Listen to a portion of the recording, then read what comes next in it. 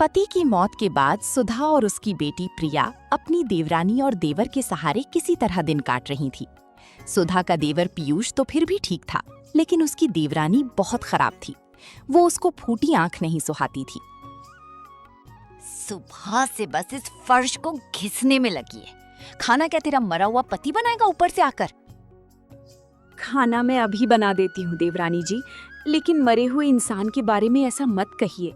और देवर जी के दफ्तर जाने से पहले ही खाना तैयार हो जाएगा। खाना तैयार हो जाएगा।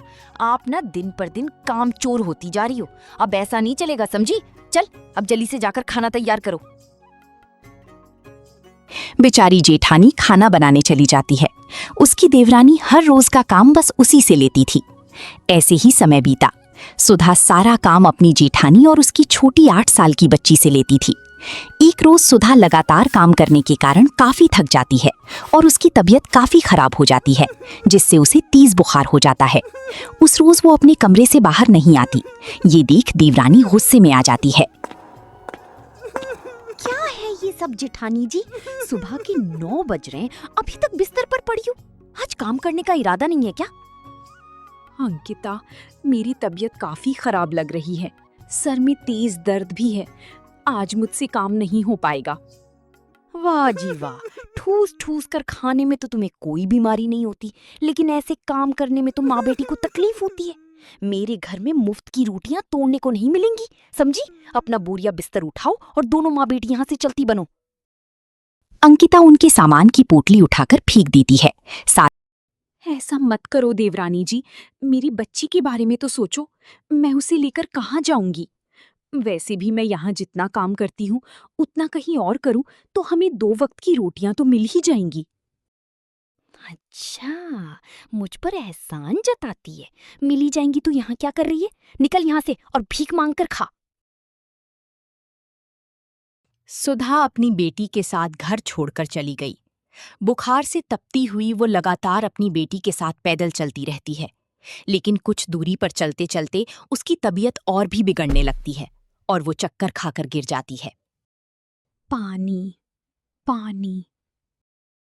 माँ, माँ, तुम यहीं रुको, मैं भागकर पानी लाती हूँ। प्रिया भागते हुए पास की नदी में जाती है और वहां पड़ी एक प्लास्टिक बोतल में पानी लेकर आती है। लेकिन जब वो वापस लौटती है तो सुधा वहां नहीं होती। माँ, माँ कहाँ चली गई तुम? माँ, मैं रह नहीं पाऊंगी तुम्हारे बिना। अब प्रिया जोर जोर से रोने लगती है। वो आसपास के लोगों से अपनी माँ के बारे में पूछती है। साहब, साहब, क्या आपने मेरी माँ को देखा? मैं क्या तेरी माँ का नौकर लगाऊं जो उस पर नजर रखूं?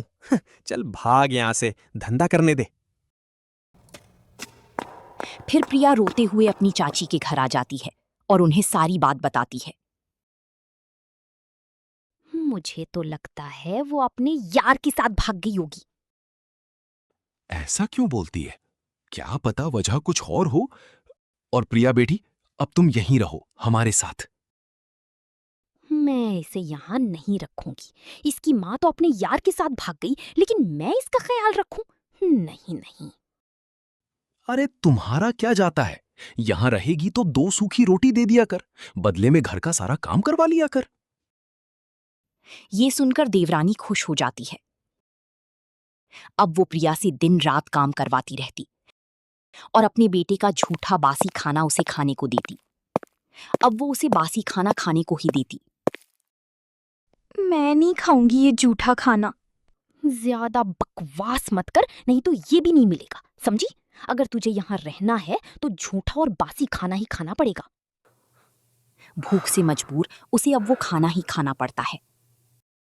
एक रोज देवरानी का बेटा अंकुश अपनी माँ से जिद। मुझे समोसे खाने हैं। मेरे स्कूल के थोड़ी दूर पर एक ठेला है। सुना है वहाँ के समोसे बहुत ही अच्छे होते हैं। पापा को बोलो हमें लेकर चलें वहाँ। सुना है वहाँ बहुत लोगों की भीड़ आती है। अच्छा, फिर तो मैं अभी तुम्हारे पापा को फोन करती हूँ कि वो शाम को जल्दी घर आ जाएं और हमें वहां लेकर चलें। अंकिता अपने पति को फोन कर देती है। समोसे खाने का तो मेरा भी बड़ा मन है।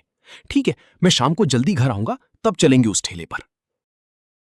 शाम को वो सभी उस ठेले पर जाने के लिए तैयार हो जाते हैं, लेकिन तभी प्रिया बोलती है, चाचा, मैं भी समोसे खाने जाऊंगी, मेरा भी बड़ा मन है। हाँ हाँ, जैसे तेरा बाप तो जायदाद छोड़कर गया है ना। क्यों गुस्सा करती हो अंकिता? चलने दो, इसे भी बच्ची है, इसका भी मन होगा। अब वो सभी उस ठेले पर समोसे खाने चले जाते हैं, जहां काफी लंबी भीड़ लगी हुई थी। अरे बाप रे, इतनी लंबी लाइन लगी है यहाँ तो। ऐसे में तो रात तक नंबर आएगा। ऐसा करते हैं, आज कहीं और से कुछ खा लेते हैं, यहाँ हम फिर किसी दिन आएंगे। वो लोग वहां से जाने लगते हैं।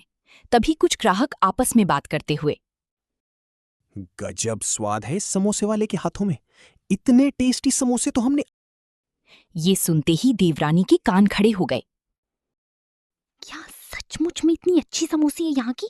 अब तो हम खा कर ही जाएंगे, फिर काफी देर तक इंतजार भी करना पड़े तो भी कोई बात नहीं। अब वो भी ठेले पर नंबर लगाने के लिए खड़े हो जाते हैं। फिर जैसे ही उनका नंबर आता है तो ठेले पर खड़ी औरत को देख वो हैरान रह जाते हैं, क्योंकि वो और कोई नहीं बल्कि सुधा ही थी। सुधा को देखते ही प्रिया भागकर अपनी माँ के पास जाती है और उससे लिपट। माँ, माँ तुम जिंदा हो माँ? और तुम यहाँ कैसे? उस दिन तुम चक्कर खाकर गिर गई थी, फिर कहाँ गायब हो गई थी? मैंने तुम्हें कितना ढूंढा माँ, लेकिन तुम कहीं नहीं मिली। बेटी, उस दिन मैं जब तेज तबीयत खराब होने के कारण वहां पड़ी हुई थी, तब मुझे बचा ले प्रभु, मेरी बच्ची को अनाथ मत होने देना। तभी वहां से एक बूढ़ा आदमी ठेला लेकर आ रहा था। अरे बेटी, तुम्हारी तबीयत तो बहुत खराब है, आओ चलो मेरे साथ, मैं तुम्हें दवाई पानी देता हूँ। लेकिन मैं कुछ कहने सुनने के होश में नहीं थी। फिर ये बाबा मुझे जैसे तैसे अपने घर ले आए। इनकी कोई संतान नहीं थी, इसलिए इन्होंने मुझे यहीं अपने साथ ही रहने दिया और साथ ही मुझे ये बढ़िया समोसे भी बनाने सिखाए। हमने तुझे बहुत ढूंढा, लेकिन तू हमें कहीं। मैं चाचा के घर वापस चली गई। मुझे लगा तू वहां कभी नहीं जाएगी, इसीलिए मैंने तुझे वहां नहीं ढूंढा। खैर, अब तू आ गई है ना, तो अब तू अपनी माँ के साथ ही रहेगी। नहीं भाभी, आप दोनों हमारे साथ अपने घर वापस चलिए। इन बाबा को यहीं छोड़िए। अब हम खुद का रेस्टोरेंट खोलेंगे, आप उसी में समोसे बनाकर बेचना। नहीं, मैं बाबा को धोखा नहीं दे सकती। जिस आदमी के कारण आज मैं इतने पैसे कमा रही हूँ, जिसने मुझे छत दी, आप चाहते हो मैं उसे ही धोखा दूं? कभी नहीं। अब मेरे ठेले पर आए हो तो मेरे हाथ के समोसे खाते जाओ,